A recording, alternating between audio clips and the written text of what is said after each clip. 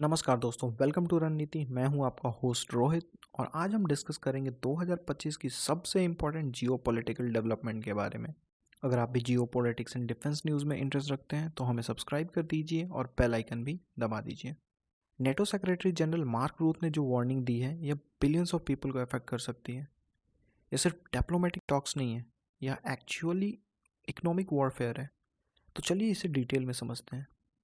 तो दोस्तों, हुआ यह है कि कुछ आवर्स पहले NATO secretary general mark Ruth ने यूएस सेनेटर के साथ मीटिंग में एक बॉम्ब ड्रॉप किया है। उसने कहा कि इंडिया, चाइना और ब्राज़ील को 100% सैंक्शंस फेस करने पड़ सकते हैं अगर वो रशियन ऑयल और गैस इंपोर्ट करना कंटिन्यू रखते हैं। ज़रा सोचिए, हम बात कर रहे हैं दुनिया के 3 बड़ी इकोनॉमिक्स की। इंडिया में 1.4 बिलियन लोग रहते हैं, चाइना दुनिया की सेकेंड लार्जेस्ट इकोनॉमी है और ब्राज़ील लैटिन अमेरिका का पावर हाउस। यह कोई स्मॉल प्लेस नहीं है, यह इकोनॉमिक जाइंट्स हैं। रूथ का मैसेज बिल्कुल क्लियर था। अगर आप रसिया के साथ ट्रेड करना कंटिन्यू करोगे तो आपको बहुत सफ़र करना पड़ेगा। यह कोई सजेशन नहीं है, यह अल्टीमेटम है जो नेटो के पूरे मिलिट्री और इकोनॉमिक अलायंस के सपोर्ट के साथ दिया गया है। लेकिन यहाँ पर रियल ट्विस्ट है। यह थ्रेट ट्रंप के अल्टीमेटम के तुरंत बाद आया है। ट्रंप ने रसिया को अप्रॉक्सीमेटली 50 दिन दिए हैं यूक्रेन के साथ सीज फायर डील करने के लिए, वरना मैसिव टैरिफ्स और सैंक्शंस फेस करने होंगे। टाइमिंग कोइंसिडेंस नहीं है दोस्तों, ये एक कोऑर्डिनेटेड प्रेशर कैंपेन है।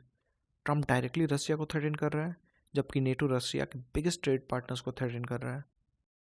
यह पिंसर मोमेंट है जो रसिया को इकोनॉमिकली सारे तरफ से स्क्वीज करने के लिए डिज़ाइन किया गया है। इंडिया, चाइना और ब्राज़ील के लिए मैसेज सिंपल है, चूज़ कर लो साइड्स, इधर यू आर विद अस और अगेंस्ट अस। अब कोई मिडिल ग्राउंड नहीं है इस न्यू वर्ल्ड ऑर्डर में। चलिए डिस्कस करते हैं हर कंट्री के लिए क्या है मतलब। बात करें अपने देश भारत की तो यह इंडिया के लिए अब्सोल्युटली मैसिव है। रसिया इंडिया का सबसे बड़ा ऑयल सप्लायर बन गया है, स्पेशली वेस्टर्न सैंक्शंस के बाद।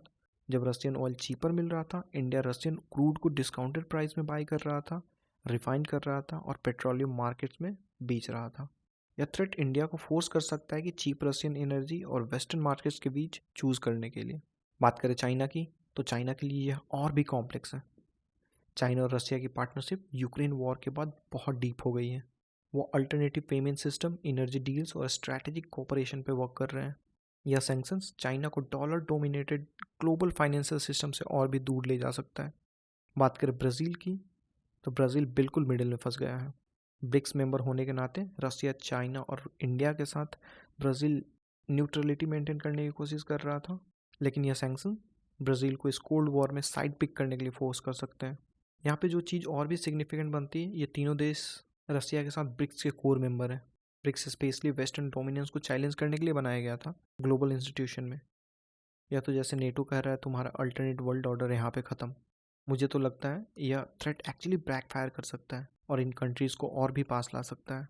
जब आप किसी के इकोनॉमिक सर्वाइवल को थ्रेटन करते हैं तो वो अल्टरनेटिव्स ढूंढते हैं, और एग्जैक्टली यही ब्रिक्स बिल्ड कर रहा था। Alternative payment system, alternative trade routes, alternative everything. आज हम विटनेस कर रहे हैं दो completely separate global economic system का बर्थ। वेस्टर्न सिस्टम जो नेटो और यूएस लीड कर रहे हैं, और ईस्टर्न सिस्टम जो ब्रिक्स कंट्रीज लीड कर रहे हैं। चलिए नंबर्स की बात करते हैं। अगर ये सैंक्शन एक्चुअली होते हैं तो हम देख रहे हैं इंडिया बिलियंस ऑफ डॉलर्स का चीप रशियन ऑयल लॉस कर सकता है। चाइना अपने मैसिव ट्रेड को रसिया और वेस्ट दोनों के साथ रिस्ट्रिक्शंस फेस कर सकता है। ब्राज़ील के एग्रीकल्चर एक्सपोर्ट्स रसिया को इम्पैक्ट कर सकते हैं। Global energy prices sky rocket हो सकते हैं। सप्लाई चेन्स कंप्लीटली डिस्टर्ब हो सकते हैं। लेकिन यहाँ पे एक बात है, यह सैंक्शन वेस्ट को भी हर्ट कर सकता है। चाइना दुनिया का मैन्युफैक्चरिंग हब है, India major IT service provider, Brazil crucial agriculture exporter. इन कंट्रीज़ को सैंक्शन का मतलब ग्लोबल इन्फ्लेशन और सप्लाई स्टोरेज की स्थिति पैदा करना। यह मुझे कोल्ड वॉर की याद दिला रहा है, लेकिन डिफरेंट है। उस टाइम दुनिया दो क्लियर कैंप्स में डिवाइडेड थी। आज हम मल्टीपोलर वर्ल्ड में हैं, जहाँ कंट्रीज़ लाइक इंडिया सक्सेसफुली दोनों साइड्स प्ले कर रहा था। इंडिया रशियन ऑयल बाय कर रहा था, जबकि यूएस के साथ स्ट्रॉन्ग टाइज भी मेंटेन कर रहा था। चाइना रसिया का पार्टनर था, जबकि यूरोप के साथ हेवली ट्रेड कर रहा था। ब्राज़ील न्यूट्रल था, जबकि सबके साथ रिलेशनशिप से बेनिफिट उठा रहा था। तो दोस्तों अब क्या होगा? मैं 3 पॉसिबल सिनेरियोज देख रहा हूँ। बात करें सिनेरियो नंबर 1 की तो यह कंट्रीज प्रेशर में आ जाती है और रशियन ट्रेड रिड्यूस कर देती है। रसिया और आइसोलेट हो जाता है और वेस्ट अपना ग्लोबल डोमिनेंस मेंटेन करता है। इसकी चांस मुझे बहुत कम लग रही है। सिनेरियो नंबर 2, यह कंट्रीज नेटो का ब्लफ कॉल करती है और रसिया के साथ ट्रेड कंटिन्यू करती है। हमें स्प्लिट ग्लोबल इकोनॉमी मिलती है दो सेपरेट सिस्टम के साथ। सिनेरियो 3, कोई कंप्रोमाइज़ रीच होता है जहां यह कंट्रीज रशियन ट्रेड रिड्यूस करती हैं बट इलिमिनेट नहीं करती, पॉसिबली थर्ड पार्टी कंट्रीज या फिर अल्टरनेटिव अरेंजमेंट्स के थ्रू। मुझे तीसरे की ज़्यादा संभावना लग रही है। आप कमेंट्स में बताएं आपको क्या लगता है। दोस्तों, मेरा यह मानना है कि हम potentially post cold war global order के एंड विटनेस कर रहे हैं।